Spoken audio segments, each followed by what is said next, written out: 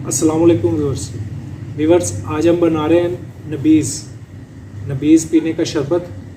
बड़ा मज़े का, इंतहाई ताकत वाली चीज़। हज़ूर अकरम सल्लल्लाहु अलैहि वसल्लम को ये शरबत बहुत पसंद था और खूब मज़े से पीते। चंद दिन आप इसका इस्तेमाल करके देखेंगे तो इंशाअल्लाह आपको ख़ुद तवानाई महसूस होगी। इतना तवानाई से ये भरपूर है और बिल्कुल आसान। खजूर से तैयार होगा, सिर्फ खजूर ही इसमें डालेंगे और इसके अलावा कोई चीज़ इसमें नहीं शामिल करेंगे और ज़बरदस्त ये ड्रिंक तैयार होगा। तो अपना नबीज़ बनाना शुरू करते हैं। नबीज़ शरबत बनाने के लिए हमने नरम खजूर का इस्तेमाल कर रहे हैं। इसमें मिठास ज़्यादा होती है, इसका ज़्यादा अच्छा शरबत तैयार होगा। जो ड्राई खजूर होती है उससे तो ज़रा अच्छा रिज़ल्ट उसका नहीं आएगा, तो इसलिए हमने नरम ये खजूर इस्तेमाल की है। इसको हमने अच्छे से धो लिया, एक बाउल हमने ले लिया है। अब इसको हम ये ऊपर का इसका छिलका उतार देंगे, अंदर से इसकी गुठली अलग कर लेंगे। सारी खजूर ऐसे करके हम इनको रख लेंगे। एक खजूर के हमने छिलका और गुठली इसकी उतार दी। अब ये बिल्कुल साफ़ कर लिया इनको हमने। इसको हम अलग बाउल में निकाल लेते हैं।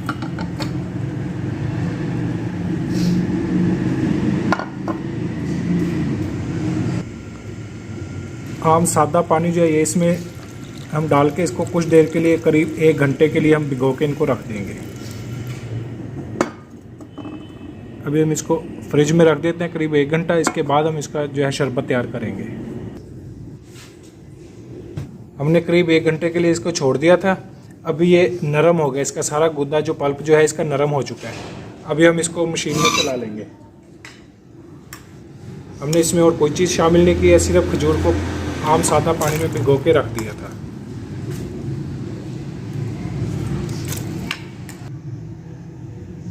हमने इसको मशीन में अच्छे से चला लिया। अभी इसका पल्प ये तैयार हो गया है। अभी हमने एक बाउल ले लिया, स्ट्रेनर रख के इसको स्ट्रेन कर लेंगे।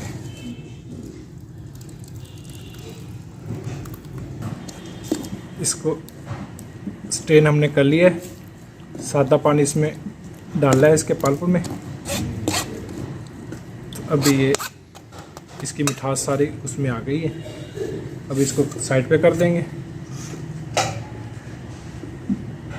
अपना शरबत हम एक जग में निकाल लेते हैं।